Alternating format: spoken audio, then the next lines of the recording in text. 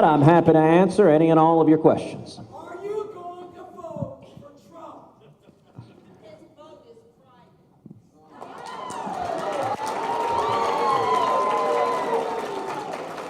Well, thank you, sir, for your question, and I will answer it the same way I have answered it many, many times when our friends in the press have asked it, which is that I am doing what millions of Americans are doing. I am watching, I am listening, and as I told you last night, the standard that I intend to apply is which candidate I trust to defend our freedom and be faithful to the Constitution. I can tell you, I'm not voting for Hillary.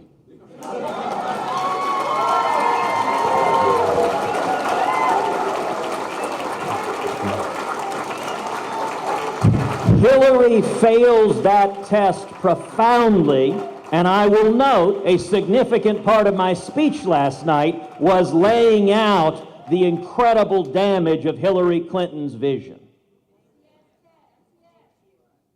But you know, some of y'all may recall when I ran for Senate, and a lot of people here worked very hard in that race.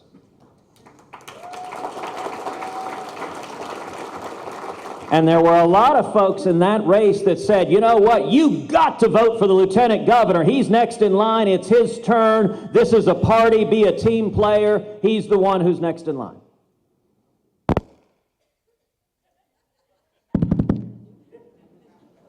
And an awful lot of Texans took a different view.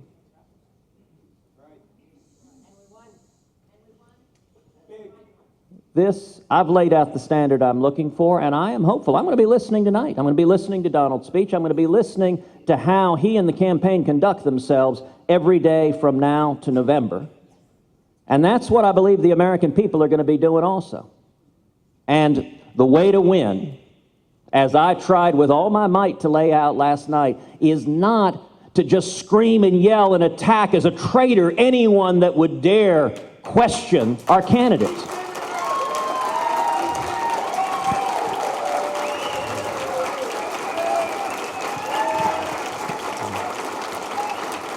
Yes, sir. Ted Cruz said that you're not voting for Hillary Clinton. He said we should go vote. You didn't answer the question about Donald Trump. Do you feel there's anyone else that thinks that way? So I answered it with as much as I'm going to say, which is that I am watching and listening to make that decision. And when I talked about holding people accountable, I think that applies to all of us. That's what I'm doing. I am watching and listening. The election isn't today. And I am listening to the candidate. Now, what I don't intend to do is go out and throw rocks at Donald. I don't intend to criticize Donald. I intend, like a voter, like all of us, just to listen and make the best judgment I can. And every one of us, I think, has to follow our conscience. When friends of mine, when supporters of mine are asking what to do, the answer I give to everyone is follow your conscience. Do what you believe is right. Do what you believe defends your children and defends this country. Yeah. Do you realize that you can unite this party like no other man in this party, even more than our candidate, by using just a few words? And we need to do it now. We cannot do it in November.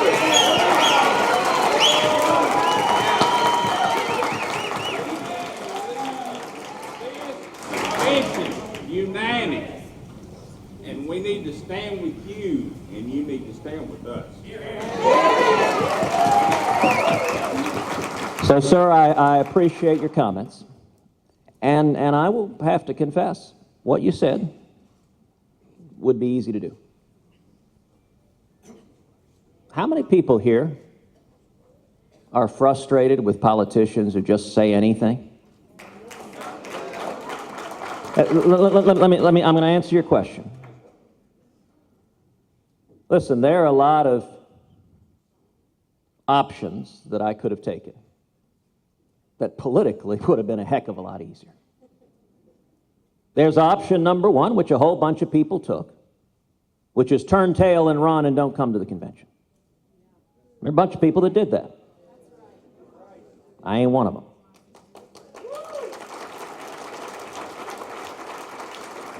There's another option. Let me tell you, the politically easy option is to stand up and pledge your allegiance to whoever the party nominee might be, no matter what. If you're an elected official, that's the right political outcome. And I'm going to tell you something, sir. I'm not going to lie to you. Whether you want me to or not, I'm not going to lie to you. And what I said last night is what I believe. So yes,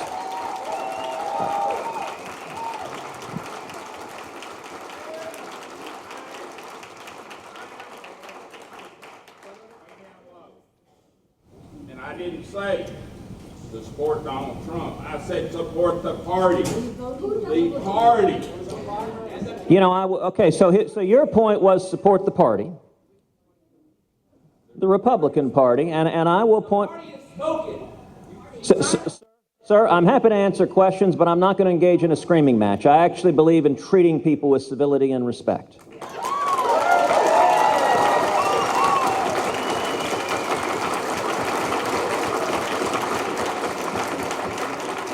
When it comes to supporting the party, number one, the 4 years I've been in office, there are an awful lot of elected officials in this room and across the party and across the country that I've traveled the country, I've traveled the state of Texas campaigning for, raising money for, fighting to help elect Republicans.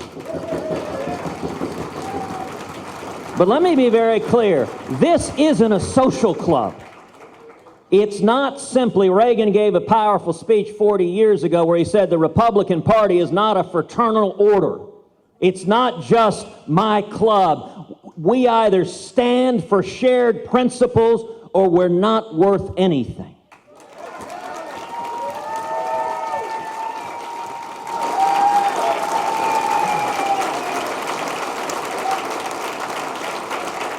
And let me ask folks here a related question. How many of y'all would like to see more leaders stand up to John Boehner and Mitch McConnell?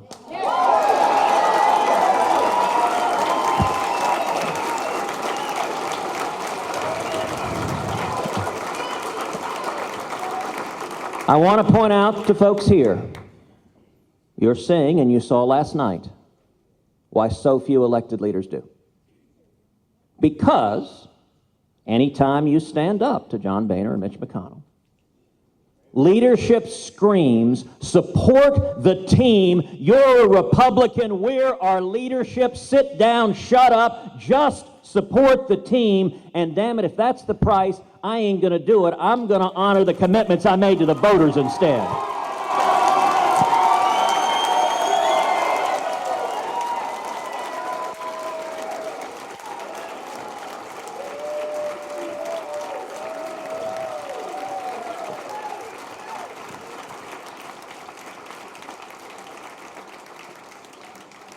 Senator Cruz, thank you for putting your hat in the ring.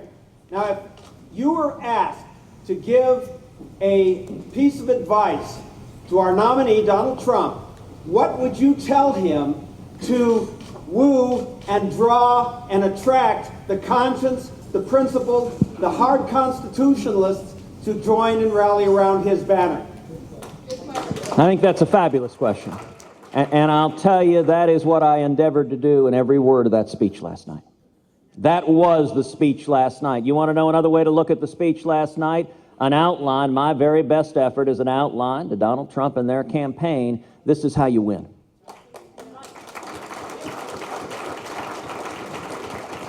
You know, I was up last night on Twitter reading through different articles online, and one of them I read had a word cloud of last night versus prior nights of the convention. If you look at the speech I gave, the word cloud, the dominant word that's about 50 times bigger than any other word is the word freedom.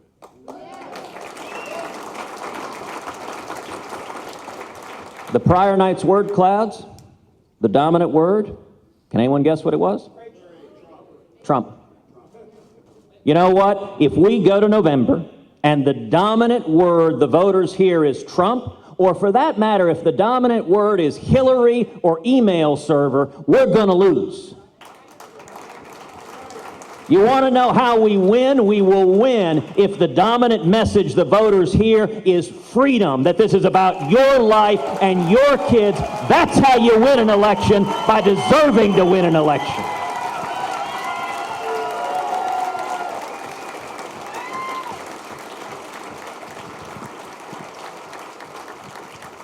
Yes, sir. Thank you, Ted.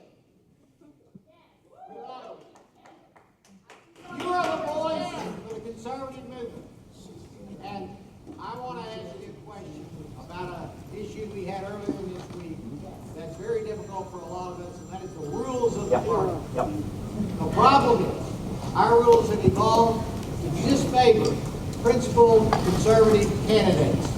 We need a change in the future. Do you agree this party must get back to the founding principles by changing our rules to give every candidate a fighting chance to win the nomination? Well, thank you for that question. You know, I will point out the rules we have are not an accident. We have those rules because people in power want those rules. And unsurprisingly, when people in power write rules, they are designed to protect and perpetuate those in power. Now, on the rules fights that happened on the Rules Committee, I very consciously stayed out of that. In fact, I wasn't in Cleveland. I was out of town. I didn't even arrive till that fight was over. I understand a lot of delegates fought passionately from the grassroots. My one comment that I made when I was asked about the rules, I said, you know, it seems to me that Republicans ought to be picking the Republican nominee.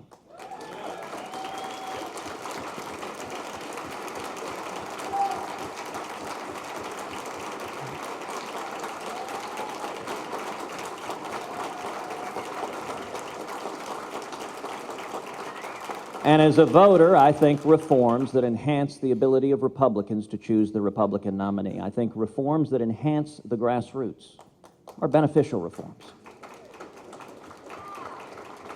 And so, on any particular rules issue, I didn't get engaged. I trust the delegates. I trust you to make those determinations.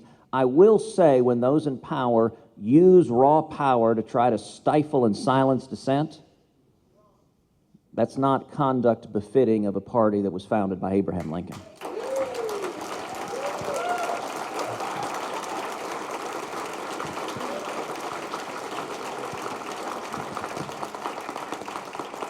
All right, we'll do two more questions. Yes? Thank you, Senator Cruz, for standing with Israel.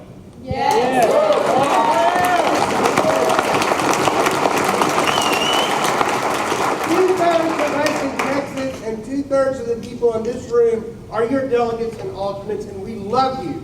And we are so upset that the Trump people booed you when we are cheering for Trump at this point, at this convention. So I want to apologize for what they did to you. Some of the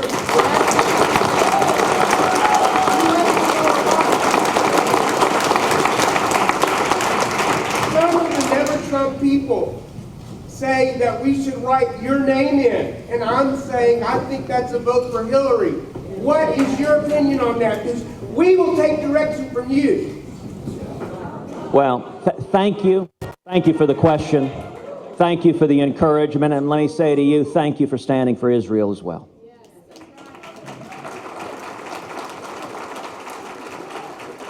Listen, I am not encouraging anybody to write my name in. That is not something I'm suggesting that anybody do. I'm not a candidate in this race. We suspended our race on May 3rd. I was very clear. We didn't prevail in this race. I wanted to prevail in this race. We worked very hard to, but we didn't. And we lost the race. I recognize that. I respect the democratic process. I respect the will of the people.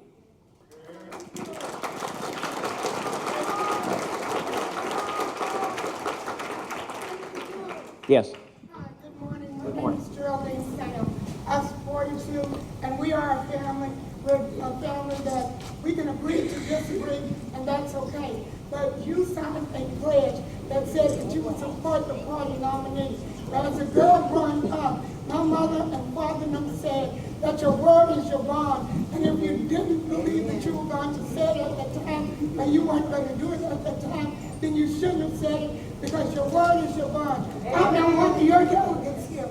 I supported you, and I expected you to keep your word and say that your word is your bond. Here, here.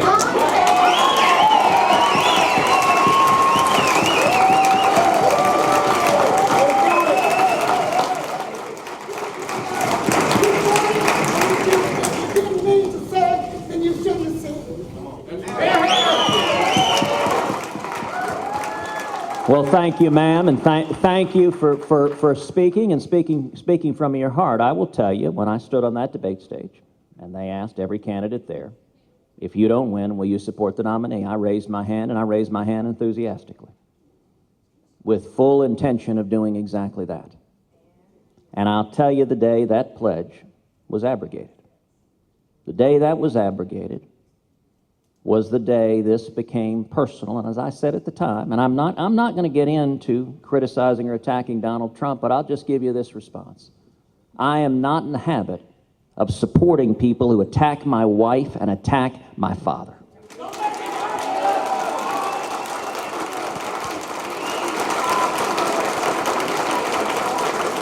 And that pledge was not a blanket commitment that if you go and slander and attack Heidi, that I'm going to nonetheless come like a servile puppy dog and say thank you very much for maligning my wife and maligning my father.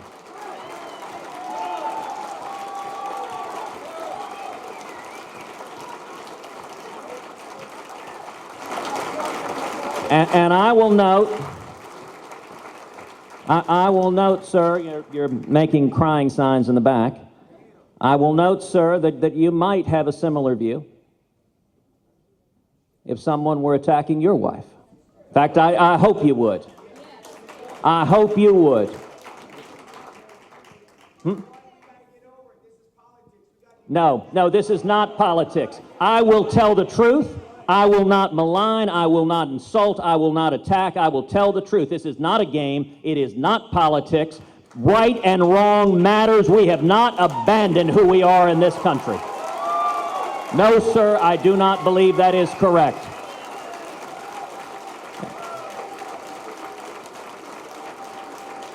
And let me say this also. If anyone here thinks that I was eager to come to this convention, thank you, sir. If anyone thinks I was eager to come to this convention and give a speech laying out, supporting a great many of the policy positions laid out by Donald Trump, laying out why Hillary Clinton is utterly unfit to be president, despite the fact that neither he nor his campaign has ever taken back a word they said about my family. I promise you, I was not eager to do that. That was not something I was happy to do. It was something I thought I had an obligation to do. I had an obligation to go and stand and speak. And I will say, what does it say when you stand up and say, vote your conscience, and rabid supporters of our nominee begin screaming, what a horrible thing to say?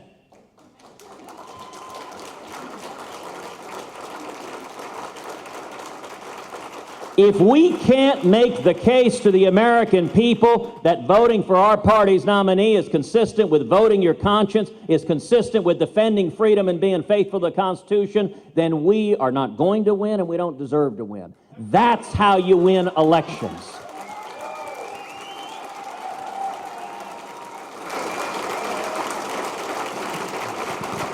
All right, one final question. Yes, ma'am. I met you at the Church of the King while you were running for senator and my husband was running for Congress. And I asked you, are you a man of your word? You said, yes, ma'am, I am. And I asked you, if you don't keep your word, can I address you whenever? Absolutely. And you said that I could. I know that many things were said during the campaign, ugly things, terrible things that should have never taken place. I believe what you just said, that you defend your family, the integrity of your wife, of your marriage, of your father. And I voted for you. I love you dearly, and I have great respect for you. However, Thank you. I have to say that it is not about Donald Trump. It is not about Ted Cruz or Heidi Cruz or Rafael Cruz. Amen. It is about the United States.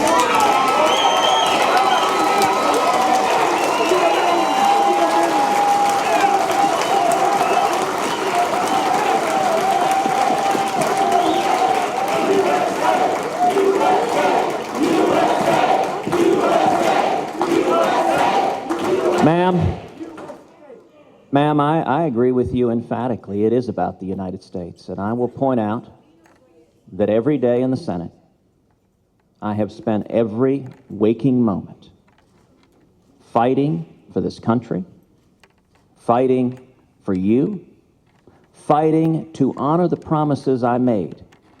And by the way, there's a reason why others don't. Because the reaction in Washington is you get screamed and hollered down when you follow your commitments. My speech, you do it anyway, yes, and that's what I did last night.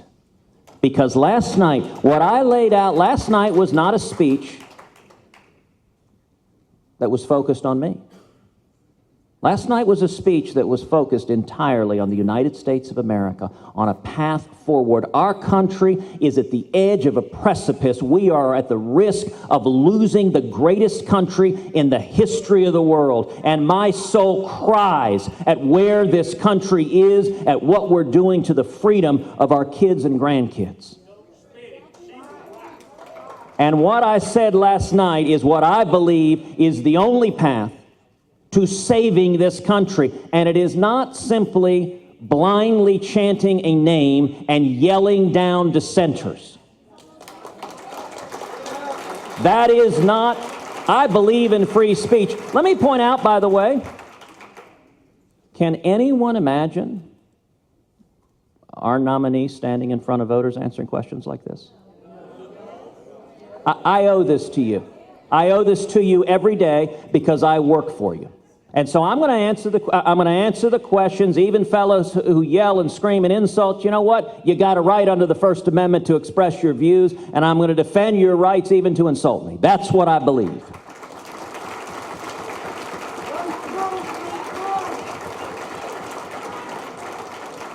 But when you said it's about the United States of America, I can tell you this: if we don't defend freedom and the Constitution, and if we don't make the case to the American people that our candidate can be trusted to defend freedom and the Constitution, we will lose, and we will deserve to lose. My speech last night was entirely about this country and how we save this country, and I am going to continue to tell you the truth each and every day, whether or not it is politically helpful or convenient. I wasn't elected to do the convenient thing. I was elected to stand up and do what's right, and that's what I will do each and every day. Thank you, and God bless you.